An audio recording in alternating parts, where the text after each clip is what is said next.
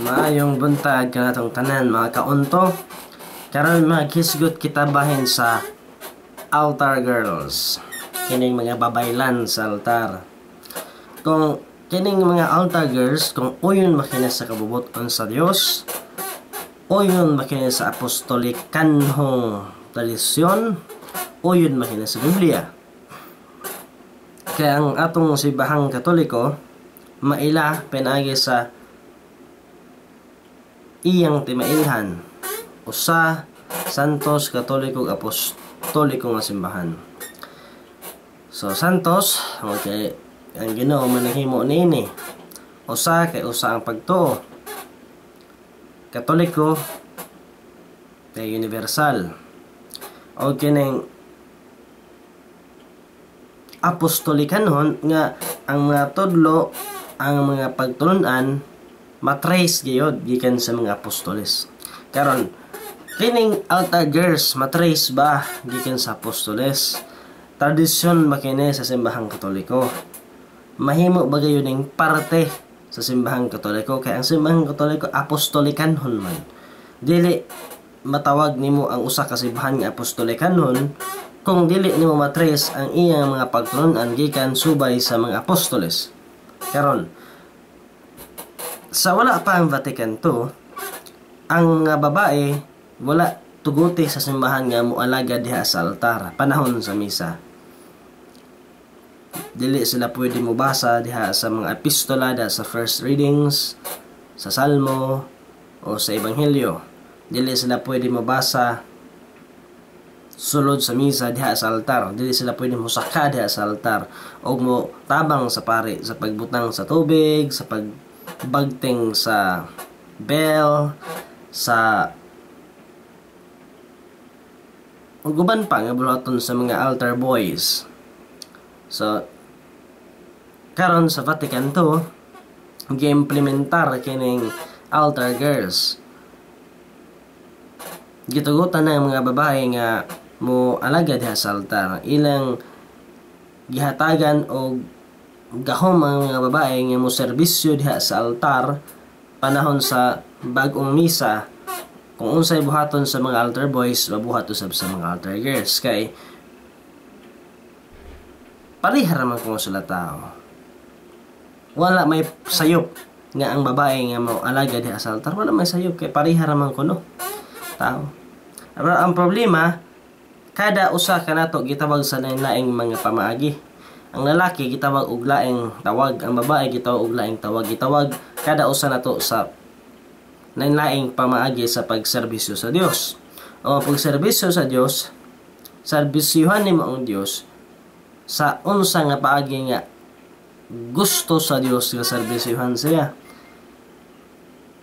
Kung moingon ang Dios nga alagare ko nining pagiha, alagaran nimo siya nining pagiha. Dili kay magbuot-buot ka kay siya ko na imong galagaran.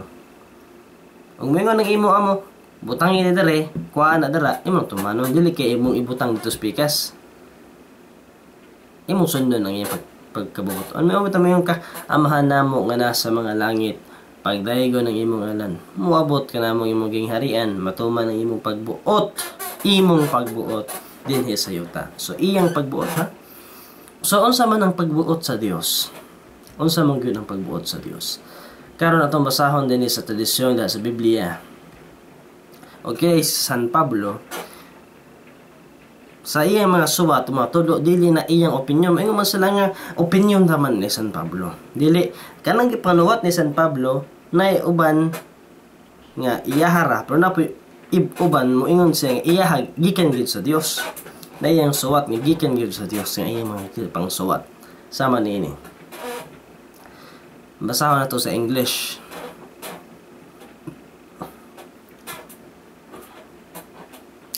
First letter of St. Paul to the Corinthians, chapter 14, verses 33 to 35. For God is not the God of dissension, but of peace, as also I teach in all the churches of the saints. Let women keep silence in the churches, for it is not permitted them to speak, but to be subject, as also the law says. But if they would learn anything, let them ask their husbands at home, for it is a shame for a woman to speak in the church. So, atong hubaron sa Binisaya, panikamutan ng hubaron. Unang sulat ni San Pablo ngadto sa taga Corinto, kapitulo 14, versikulo 33 ngadto sa 35, nag-ingon: Kay ang Ginoo dili mao ang Ginoo sa kalibog, siya ang Ginoo sa kalinaw. Ug ako nagtudlo sa tanang simbahan sa mga balaan nga ang mga babae magpakahilom lamang diha sa simbahan, kay dili gayud itugot nga sila managsulti subay sa balaod. Kay usa kini ka makauulaw nga ang usa ka babae magsulti diha sa simbahan. So mo nang sulti ni San Pablo. O aduna pag-isulti ni San Pablo. Nga kinang iyang pagsulti nga kamong mga babae magpakahilom lamang mo diha sa simbahan, hilabi na sa Santos nga misa, dili kini opinion ni San Pablo, sugo ni sa Dios. Atong basahon unang sulat ni San Pablo ngadto kay San Timoteo, kapitulo 1, versikulo 1. Ako si Pablo, apostol ni Kristo Jesus, subay sa sugo sa Dios ug sa atong Ginoong Hesukristo nga mao ang atong paglaom. Basahan to sa English. First letter of St. Paul to Timothy, chapter 1, verse 1. I, Paul, an apostle of Christ Jesus, by the command of God our Savior, and of Christ Jesus our hope. Sa ato pa nga, si Pablo, usa ka apostol ni Kristo nga atong Ginoo, ug sa tanang sugo sa atong Ginoong Hesukristo, siya nagmando, siya nagsuwat. Napag yun. St. Paul, 1 Corinthians chapter 14, verse 37. If any seem to be a prophet or spiritual, let him know the things that I write to you, that they are the commandments of the Lord. Sa Binisaya, unang sulat ni San Pablo ngito sa taga Corinto, kapitulo 14, versikulo 37, nag-ingon: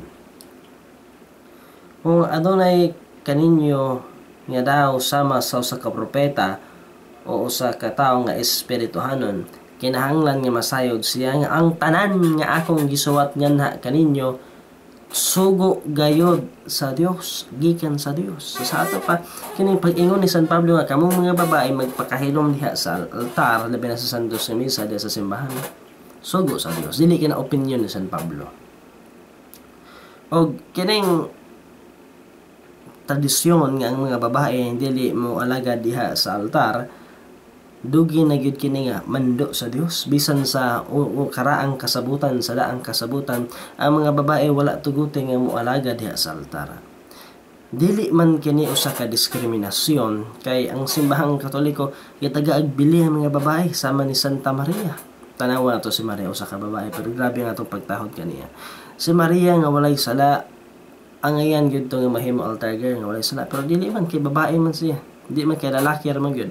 Si Maria putli walay sala, sige ang ngayon nga mahimong pare, pero wa man gyud siya himong pare sa tong mga ang gihimong pare siya na lalaki, mga makasasala pag gyud, mga maingi sila. Pero si Maria wa mahimong pare, kay ang lalaki ra gyud ang tugutan nga mahimong pare. Og adunay mga tawo nga moingon nga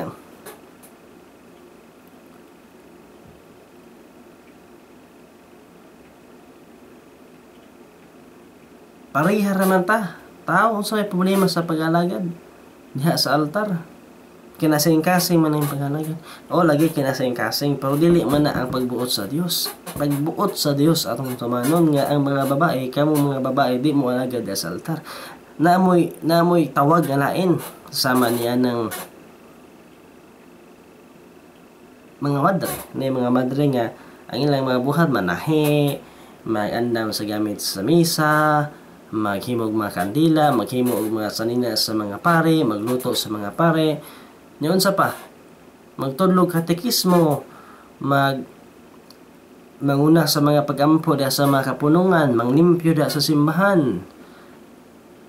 Unsa pa mahimong usa ka mayuminahan nga mo matuto sa mga anak, daghan pa og sa simbahang Katoliko way diskriminasyon sa mga babae kay daghang mga babaeng nahimong santos.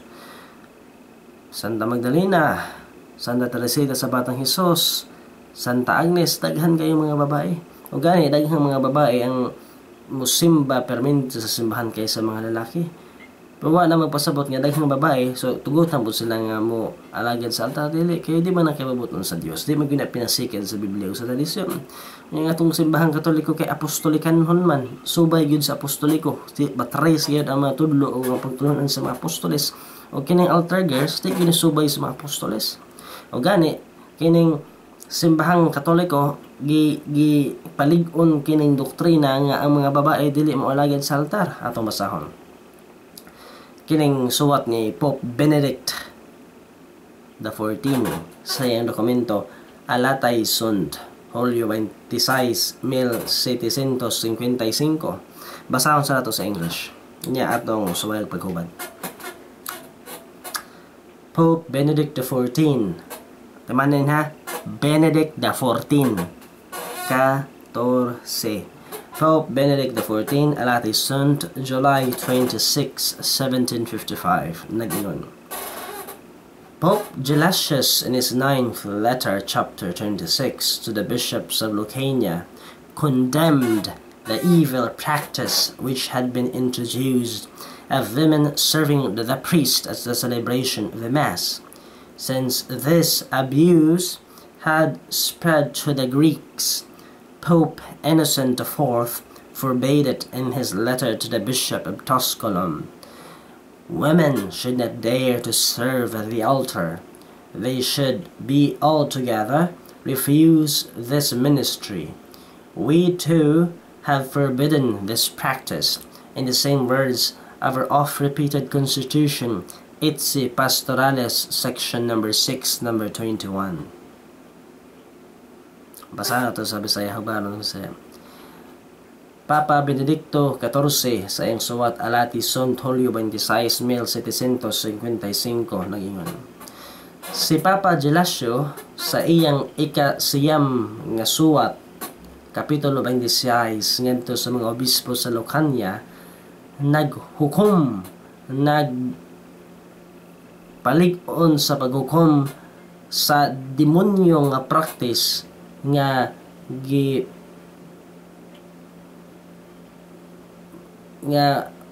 gitugutan ang mga babae nga moalaga diha sa pare panahon sa santos nga misa. Kay kining abuso ni kaylap naman ngadto sa mga Grego si Papa Inocencio IV nagadili hugot nga naggili sa iyang sulat ngadto sa obispo sa Tusculum nga nag-ingon ang mga babae dili gayud mga has sa pag-alaga diha sa altar. Sila kinahanglan nga magdili og maglikay og magsalikway niining maong ministro. Og kita nagadili niining demonyo nga practice sama sa atong gisuwat sa atong hiunang konstitusyon naguluhan Etce Pastoralis section numero 6 numero 21.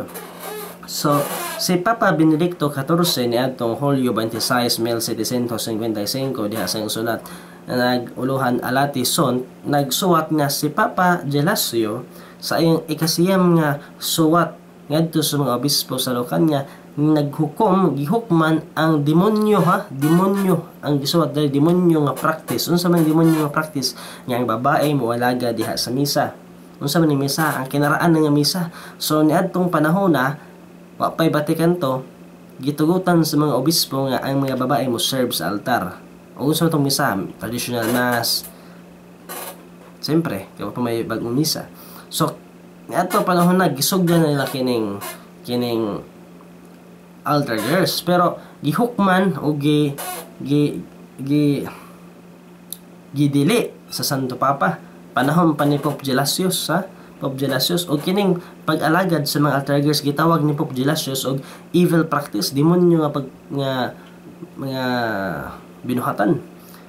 Og si Papa Inocencio si lain po tong si Pope Gelasius nagsuwat po si Papa Inocencio IV ngadto sa obispo sa Tusculon nga ang mga babae dili gid mo serve diha sa altar bisag kinasing-kasing pa na. Og gitawag pa kini nga abuso kining demon so kining altar girls kining binuhatan sa altar girls pasaylo ako pero di man ihang opinion sugo man sa simbahan nga bisag unsa pa nakasing-kasing gitawag ni Pope Gelasius og evil practice, demonyo nga practice. Og gani gitawag ning abuso usa ka abuse. Okay. So suwat na sa Santo Papa. Og ngari-ari po ta ni Pope Benedict XV kining nag-aprobar sa 1917 Code of Canon Law. So ari tas English. 1917 Code of Canon Law. Canon 813 number 2 nagingon. A female person may not minister. An exception is permitted only when no male person is available, and if a just cause is present. The female person may not, however, approach the altar under any circumstances and may only respond from afar. Ato minasayo. 1917 Code sa Canon Law, Canon 813 numero 2 nagingon. Ang usa ka babae nga tao dili gayod mo alaga diha sa altar. Pero kung walay lalaki nga mo alagad sa altar, adunay exception. Mamahimo nga ang babae mo tubag sa mga tulubagon diha sa misa, pero dili siya musaka ngadto sa altar. Pero adto lang sa salayo gawas sa communion rail na gingon, the female person may not, however, approach the altar under any circumstances and may only respond from afar. So medyo layo din doon sa altar. Okay. Kung na-exception, kung may lalaki, kung may altar boy, mo nagingon na, ha? So a female person may not minister. An exception is permitted only when no male person is available and if a just cause is present. Okay, mana yun. Karon,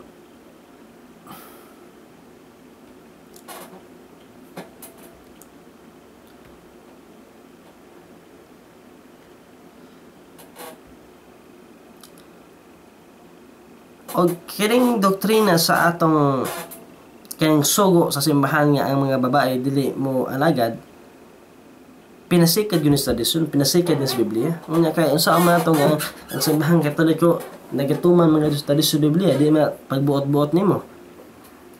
Unsa atong nadawat mo man na atong itudlo. Unsa may mo itudlo nimo? Kung wa kay nadawat o kini atong nadawat mo ra atong itudlo. Ingon sa Kristo, panglakaw kamo sa tibuok kalibutan ug isangyaw ang tanan na akong gitudlo, tanan na ako di kay inyong gitudlo, inyo ha akong gitudlo. Ug usa sa gitudlo, mato pa na sa Bablo ang mga babae di mo sa altar. Og kini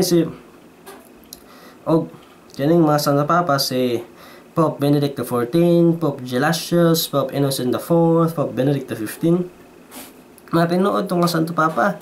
Og ingon si Kristo nga, ikaw Pedro, bato tukur na akong simbahan. Unya, ang successor man ni San Pedro si Pope Gelasius, Pope Innocent IV, Pope Benedict XIV, Pope Benedict XV.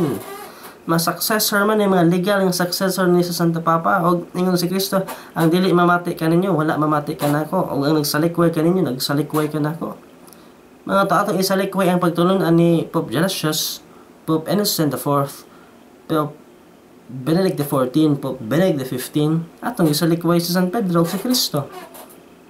Nga di man po pwede magkontra ang Santo Papa sa usa ka pagtulunan, sa usa ka doktrina, sa usa ka practice. Ang pwede magkontra kay ang Santo Papa gigiyahan na sa Espiritu Santo. Unsay gitudlo sa Santo Papa gikan gyud sa Dios. Ang Dios kay di man mag-usap-usap doktrina. Di man pwede nga Okay, karon 1917 mao ni ang babae di mo alagad sa Diyo sa altar. Mao na isugot na ho, ha. Ngayon abot sa 1969, okay, ang mga babae mo alagad na sa altar. Unsa nagutok sa Ginoo mag-utro na. Mao nga di gud pwede mo supaki kung unsa ra ang tradisyon, unsa ang gitulo sa Ginoo, magpabilin to hangtod sa kangturon. Kay ang kamatuoran wa na gipili, ang kamatuoran applicable na sa tanang adlaw, sa tanang oras, sa tanang panahon, sa tanang lugar. Applicable na. 1 plus 1 equals 2. 1 plus 1 equals 2. Mao na, bisan asa na, bisan unsa orasa. Mao na kamatuoran di na mausab. Wag gipili nga lugar. O kining kamatuoran nga babae di mo alagad sa altar, bisan asa na, bisan unsa orasa na, bisan unsa adlaw na, kamatuoran na, gitulo ni Kristo. Ug gusto gyud ka mo alagad na insulto kanina akong gisulti, awa ka mag-alagad sa Dios. Sa imo nang kinaugalingon, bisan unsa nang kasing-kasing, pagpakitang tao na lang na, sunda ang gisugo sa Dios, kaya imong gialagaran. Na gitugutan mi sa pare, di man na sakto kay ay mo tumanon ang gialagaran mo sa pare kay ang Ginoo man sunda ang gialagaran sa pare ang gimaong Ginoo ang Ginoo nag-ingon nga kamo mga babae di mo alagad sa altar, kamo mga babae di mo pwede mahimong pare. Pwede pa mahimong pare si Santa Maria nahimo tong pare o ito sala magiti ang ngayan. O nya makita nato nga ang usa ganing kadoktrina nga magsumpake mag-otro-otro dili gikan sa Dios gikan sa yawa. Pananglitan basahon nato ang human sa konstitusyon sa Vatican to, makita nato si Pope Paul VI. So si Paul VI mao kini ang unang Santo Papa nga nabisita sa Pilipinas o mao kini ang ikaduha nga impostor, ikaduha nga peke nga Santo Papa sa Vatican nga nilingkod sa trono ni San Pedro man sa Vatican to. Kaya ang una si John 23rd man siya man nagpasiugda sa Vatican to. O nya gisundan ni Paul VI kay namatay man si John 23rd, gisundan ni Paul VI. O kini si Paul VI mao ang ni-implementar ang ni tapos gyud sa konselyo sa Vatican to. Pero dire ato makita nga medyo tanaw na to ning iyang suwata nga batok gyud siya sa kini basahon na to.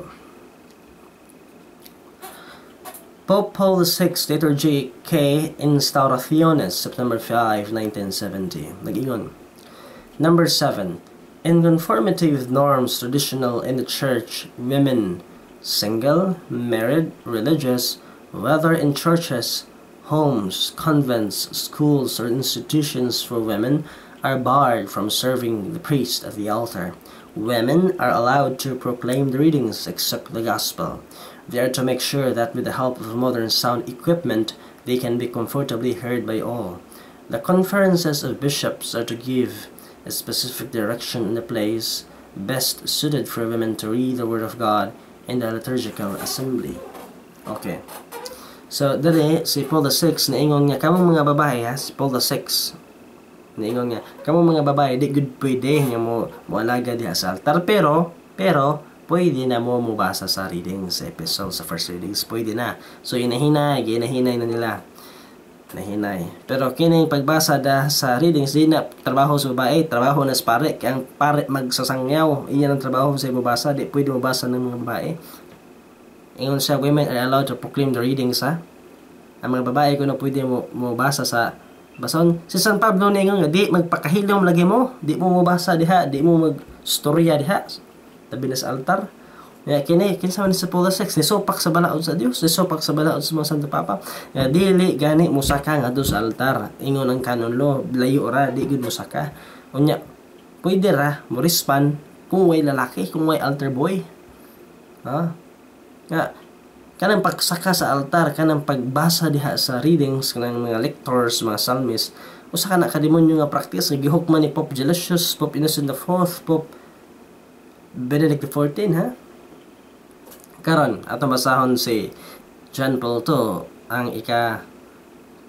John III, Paul VI, John Paul I, John Paul II. So ang ikaupat nga peke nga Santo Papa sa Vatican to, si John Paul II. Ngayon siya. Pope John Paul II, Inestimabile Donum, April 17, 1980. Number 18, nag-ingon.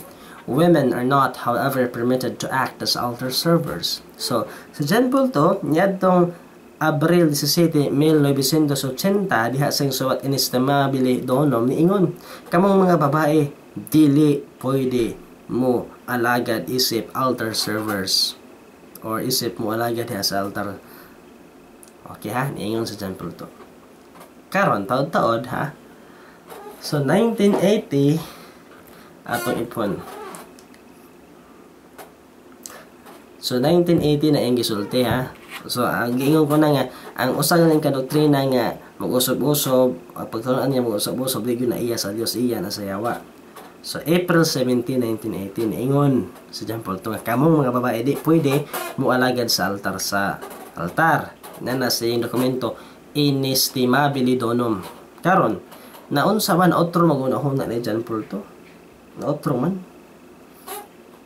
Niingon siya natong April 17, 1980 nga kamong babae di pwede mo alagad. Pero ang otro yung una pag March 15, 1994 si John Paul II ni suwat diha sa Congregation for Divine Worship ato Englisson. John Paul II, Congregation for Divine Worship, March 15, 1994, number 3. Nag-ingon, women may also serve at the altar. It shall also be made clear that the norm is already being widely applied by the fact that women frequently serve as lectors in the liturgy and can also be called upon to distribute Holy Communion as extraordinary ministers of the Eucharist and to carry out other functions. Okay, atong binisayon. John Paul II, Congregation sa Divine Worship, Marso 15, 1994, numero 3 lang ingon. Ang mga babae, mamahimo na nga mo serbisyo sa altar. Atong ipaklaro o ipatataw nga kining balaod ni kaylap na gayod o gisunod na gayod sa tibuok kalibutan. Ang kamatuoran nga ang mga babae mo alagad na isplektor magbabasa diha sa liturhiya sa Santos ni Misa o pwede na usab nga mo hatag mo distribute mo pakalawat sa Santos sa Komunyon isip mga extraordinary nga ministro sa Eucharistia o mo buhat sa ubang mga serbisyo. So sa ato pa, ngadtong adtong April 17, 1980, diha sa yung suwat inestimabili donum, si John Paul II niingon gyud nga di pwede mo alaga ng altar girls. Taod-taod 14 ka tuig ang nilabay na otro yung una-una. Ingon siya nga ang babae pwede na malagad sa altar. Ang babae pwede na mabasa diha sa liturhiya. Ang babae pwede nang pakalawat na buing ka. Subay ba sa tradisyon nga ang babae mapakalawat? Subay ba sa apostolikanhong tradisyon nga ang babae mo alagad sa altar? Dili. Subay ba sa apostolikanhong tradisyon nga ang babae mo basa diha sa Santos nga Misa? Dili. Subay ba sa apostolikanhong tradisyon nga ang mga babae mo pakalawat is extraordinary minister o lay minister sa Eucharistia? Dili. Sa ato pa, sopak man kini sa Santos nga tradisyon, sopak man kini sa apostolikanhong tradisyon, dili kini Katoliko. Sopak o batok kini sa simbahang Katoliko ug kinahanglan nga atong atakihon, atong korhian. Og kamo nga naminaw niini nga lectors, mga magbabasa diha sa misa, mga mukanta diha sa misa, diha sa salmo, o mga altar girls, ay mo kasuko, kaya din niya akong opinion, sulti ni, sugo ni sa Dios, sugo ni sa mga simbahang Katoliko. Eh kamo, nagtuo mo nga Katoliko mo, nagtuo mo nga nagsunod mo sa simbahang Katoliko, pero nakita na ninyong sayob dahil ni, ayaw mong padayon. Kaya pride naman na, sunda ang inyong ialagaran, dili kay inyong pagbuot. Iyang pagbuot, matuman ang iyong pagbuot amahan mo. Mauna, o batot pa sa ikaduhang konsilyo sa Nicaea, Setyembre 24, 787, Second Council of Nicaea, September 24, 787. Nag-ingon, if anyone rejects any written tradition of the If anyone rejects any written or unwritten tradition of the church, let him be anathema. Sabi ni Saya, ikaduhang konsilyo sa Nicaea, Setyembre 24, 787, nag-ingon, if kinsa katong nagsalikway sa sinuwat ug wala masuwat nga tradisyon sa simbahan, kinahanglan nga tungluhon siya. Okay? Tradisyon ba? Ang gibuhat sa Vatican to karon sa bangumisa nga adunay mga altar girls, mga lectors nga babae, psalmist nga babae, dili unsay buhaton tunglohon sila. Napagingon. Pope Gregory XVI encyclical Mirari Vos nag-ingon, "The discipline sanctioned by the Church must never be rejected or be branded as contrary to the certain principles of natural law. It must never be called crippled or imperfect or subject to civil authority. And thus discipline, the administration of sacred rites, standards of morality, and the reckoning of the rights of the Church and her ministers are to be embraced." Sabi na saya, Papa Gregorio XVI diha sang sunawat encyclical Mirari Vos nag-ingon, ang mga disiplina nga gi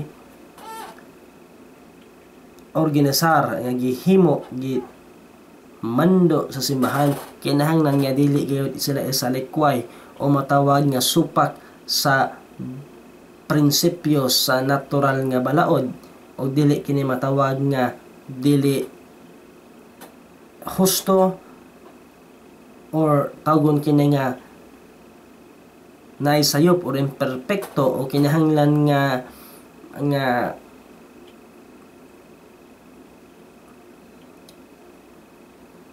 paimbestigahan ngadto sa sibil nga balaod. Kining mga disiplina og pag-administrar sa balaan nga mga ritual sa sagrado nga mga selebrasyon bahin sa moralidad og sa katungdanan sa simbahan og sa iyang mga ministro kinahanglan nga atong sagupon. Sa ato pa, ang tanan nga gitudlo sa simbahan dili isalikway. Mato pa ni Papa Gregorio XVI. O unsa man tong disiplina? Ang disiplina nga ang altar girl usa ka demonyo nga practice nga og nga usa ka abuso nga ang babae mo saka sa altar mo laga diha sa pari mo basa diha sa santos nga mga basahon ug mapakalawat uso pa kini sa balaod og ingingon pa sa ikadahong konselyo sa Nisia tungluhon sila isalikway sila mauna. So maayon ta na ka matngon mo nining akong gipahayag ug dili ni akong opinion, ako rang gi-share ang unsay sugo sa Dios ug sugo sa simbahang Katoliko. Ako nang ikabalik-balikon nga ang simbahang Katoliko wala na magpuyo sa ato makita nga mga simbahan karon. Ang simbahang Katoliko nahigawas na sa mga establishment nga iya sa simbahang Katoliko kay ang mga nagpuyo karon sa mga establishment nga daggo nga may dagway sa simbahang Katoliko wala nang simbahang Katoliko diha. Nara diha ang mga buildings pero wala ang pagtuo diha ay nagduma karon mga erehes, mga protestante, mga mason, mga kaaway sa Dios na ang nagdumana giilog nila ang simbahan. So kita nga mga nagsunod og nagtuon og nag matinud-anon sa sugo sa Dios o sa mga sugo sa sundupapag sa mga santo sa simbahang Katoliko, nahigawas na kita. Wa nakita sa atong buildings kay ilog nila.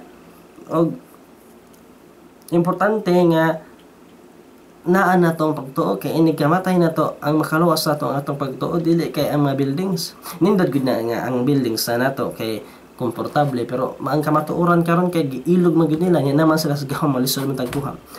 Mao nga mato pa ni San Atanasio ingon sa San Atanasio natong panahon naa sa mga Arian heretics sa atong simbahan pero naa na tong pagtuo. Inig kamatay pangutan-on to sa Ginoo ug gipabilin ba nimo ang pagtuo ang Katoliko dili ang mga buildings. Pero moabot ng panahon nga kanang mga buildings kay nang giilog mahibalik na nato sa saktong panahon.